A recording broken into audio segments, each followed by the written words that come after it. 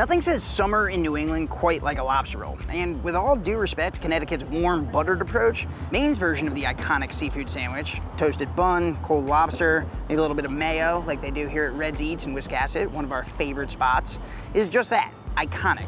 That's because lobster is basically Maine's state mascot. They catch more of them here than they do anywhere else in the country, and it defines the cuisine. But lobster is more than just food in Maine. It also powers the commercial fishing industry, raking in hundreds of millions of dollars in lobsters harvested each year. To celebrate Maine's tastiest natural resource, we headed north to pull pots with lifelong lobstermen, eat rolls with award-winning restaurant owners, and check in with marine biologists who are doing everything they can to safeguard Maine's lobsters against rising ocean temperatures. It's a story about Maine, people, and the crimson crustacean that pulls them all together. In other words, a lobster tale. I'm really starting to hate these.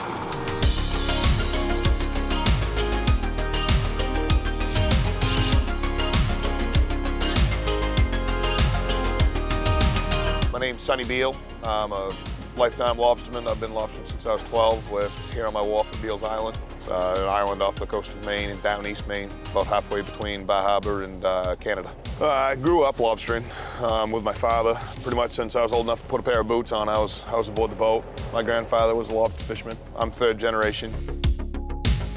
Well, I have two sons. Damon, he's 12, and Caden, he's soon to be 10, and I got them into lobstering very early. Here in Maine, you could get your lobster license when you're 8 years old. They've been fishing long before that. You know, the Gulf of Maine is our aquarium, and as long as we take care of it, we will have a viable resource to get us through. We'll bait up the day before. I pull the trap up, pull the trap in on the boat, take out the lobsters. We measure them, measure them from the eye socket to the back of the carcass. If they're legal, we band them. If they're not legal, we discharge them immediately overboard so they can go back to the bottom and keep living. The female lobsters that produce eggs, we will cut a V in one of the flippers like that. Makes it illegal to possess that female lobster whether it has eggs or not. So we have to put her back in the ocean so she can reproduce. In coastal Maine, you grow up with salt in your veins, it's born and bred into it. It's the greatest job in the world.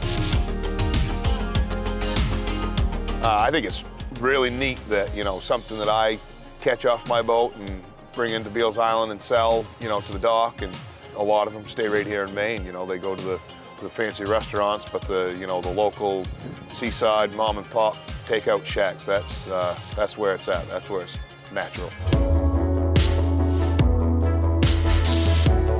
My name's Steve Kingston. We're at the CLAM Shack in Kennebunkport, Maine. The market is one of the oldest continually operated seafood markets in Maine, and we've been serving people lobsters and seafood out of this place since 1938. Through my close relationship with local guys, I've been able to get the lobsters that I need and I want. It was just a natural place, too, for a phenomenal sandwich to grow out of live lobsters and great water, fresh picked lobster meat every single day, every hour, throw it into a sandwich, and we've done quite well with it. It's an amazing symbol for our state. And it's a delicacy to a lot of people. One of the really unique things about the lobster meat that we produce is that we are cooking these lobsters in the very water that they live in their habitat, salt water. From the Gulf of Maine. That's when we snatch it up, bring it in, put it into our tanks. The lobsters absolutely thrive in it. And then we use that same water to cook these guys. It's like the ultimate natural seasoning for a lobster. It's a salty, salty water. It becomes somewhat of a broth as the day goes on. I'm absolutely, really passionate about it. I mean, this thing is sustainable. It's mysterious. It's still harvested by hand. The guys who do this are total badasses. I'm not a chef, I'm just a poor dumb fry cook. And that used to go over before we were selling 500 lobster rolls a day. Now no one believes me, but it's still, that's where my roots are. And it's humble food, it's simple food, but it's a delicacy. So we've seen them caught, we've seen them shucked, and we've eaten a bunch of them. But now we're gonna go meet someone who's been working and studying on maintaining Maine's lobster population for the next generation. Let's go to Darling. I'm Bob STENECK. I'm a professor at the University of Maine School of Marine Sciences, and we are at the Darling Marine Center, which is the marine lab for the University of Maine. I've been studying lobsters for over 30 years. It's anything but stable. If we have a hiccup in this fishery, we've got an economic problem. Starting in about 1985, we started hitting record landings. So as we're seeing the ocean warming, and there's excellent data on this, well, what's been going on is as the Gulf of Maine gets warmer, more and more of the seafloor is actually acceptable nursery habitat for baby lobsters. Until it gets too warm, they actually produce what we know as heat shock proteins. And there is a reasonable argument that they're actually compromising their immune system. And when that happens, you can have a disease breakout. And as a matter of fact, in Rhode Island, 80% of the lobsters died in 1998, never recovered. And that is linked to warmer temperature. Nearly 80% of all of our marine resource value comes from a single species. We do not have a diversified portfolio. If anything happens to the lobster, we're in trouble. I also point out that we may have only 1.2 million people, but we have 3.5 million lobster traps.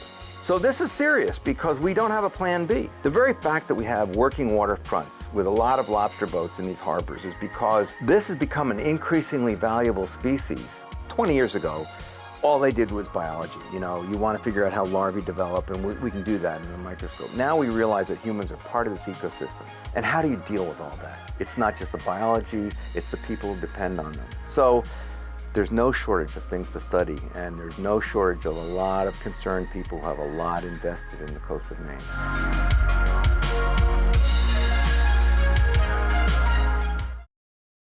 Yo, did you enjoy the episode of Food Groups you just watched about Maine and lobsters? We certainly hope so. Yo, if you did, please do us some favors. Subscribe to our YouTube channel right there. Watch this video right here. And of course, like and comment below. Thanks so much for watching, guys. We'll catch you later on.